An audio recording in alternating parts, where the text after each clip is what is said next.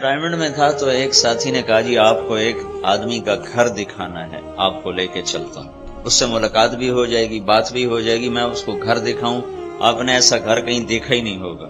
چلے گئے اس کے گھر، آگے کوئی 2-2.5 ایکڑ میں گھر میں اس نے جو بنایا ہوا تھا باغیچہ، واقعی میں نے ایسا کہیں نہیں دیکھا۔ پاکستان میں تو کہیں نہیں دیکھا، باہر دیکھا ہے، لیکن پاکستان میں ایسا کہیں نہیں دیکھا۔ تو وہ ہمیں ساتھ لے کے وہ آدمی چلتا رہا اور دکھاتا رہا، یہ ایسے بنایا، یہ ایسے بنایا، یہ ایسے بنایا۔ پھر ایک بڑی خوبصورت جگہ تھی، اونچی سی پہاڑی مصنوعی، وہاں کرسیاں تھیں، وہاں بیٹھ کے تو میں نے اس سے کہا کہ میں آپ کو ایک حدیث سناؤں، ابھی آپ کے اس گھر کو دیکھ کے مجھے یاد آئی ہے، بڑی پرانی بات ذہن میں آئی۔ کہا جی سنائیں۔ میں نے کہا اللہ کے نبی نے فرمایا کہ ایک بادشاہ نے پچھلے زمانوں میں ایک محل بنایا اور بڑا خوبصورت عالی شان بنایا، پھر اس نے لوگوں کو دعوت دی کہ آؤ بھائی میرا محل دیکھو۔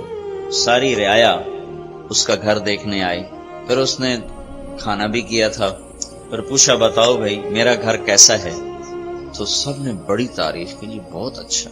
2 آدمی پیچھے بیٹھے ہوئے تھے، وہ چپ، تو بادشاہ کی نظر پڑی بھائی یہ نہیں بولے، تو اس نے ان سے پوچھا بھائی تم نہیں بولے ہو، تم بھی تو کچھ بتاؤ کہ یہ کیسا ہے۔ وہ کہنے لگے جی آپ کے گھر کی جتنی تعریف کی جائے اتنا ہی کم ہے، لیکن اس میں 2 بڑے نقص ہیں، 2 بڑے عیب ہیں، وہ اگر نہ ہوں بس پھر تو گلی کوئی نہیں۔ تو لوگ بھی متوجہ ہو گئے بھئی کون سا 2 عیب ان کو نظر آئے ہیں۔ سونے چاندی سے تو اس نے گھر کو مزین کر دیا، موتیوں ہیروں سے اس نے اس کو روشن کر دیا۔ تو بادشاہ نے پوچھا کیا ہیں وہ 2 عیب؟ کہا جی پہلا نقص اور عیب تو یہ ہے کہ اس گھر کا بنانے والا خود مر جائے گا ایک دن، اور دوسرا عیب یہ ہے کہ یہ گھر اجڑ جائے گا ایک دن، باقی سب ٹھیک۔ کہ پیچھے کی ٹھیک رہ گیا، ہر شاید تو تم مانجا پیچھے ٹھیک کیا رہ گیا، تو ہر شاید تو تم نے رگڑا دے دیا۔ تو وہ کہنے لگا کوئی ایسا گھر ہے جو اجڑے نہیں اور اس کا مالک مرے نہیں؟ تو نے کہا ہے۔ وہ کدھر ہے؟ کہا وہ یہاں نہیں، اس کے لیے پہلے مرنا پڑتا ہے پھر وہ ملتا ہے، وہ جنت ہے جہاں جانے کے بعد کوئی نہیں مرے گا۔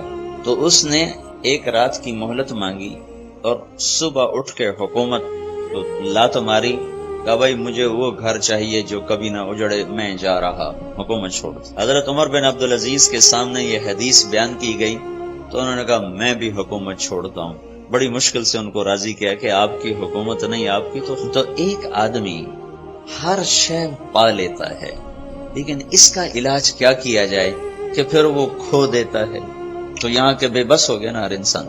پھر 1998 میں میں گیا تھا 4 مہینے کے لیے امریکہ جماعت میں، تو میں نے امریکہ کا جو سب سے مالدار آدمی ہے اس کا میں نے مضمون پڑھا کہ آج کل امریکہ کا سب سے مالدار آدمی بہت پریشان رہتا ہے، اور اس کی پریشانی کی صرف ایک وجہ ہے، وہ کہتا میں 50 سال کا ہو گیا ہوں اور اب پیچھے موت قریب ہے، زندگی تھوڑی رہ گئی ہے، میرا اتنا رزق ہے یہ سارا میرے ہاتھوں سے چلا جائے گا، میں کیا کروں؟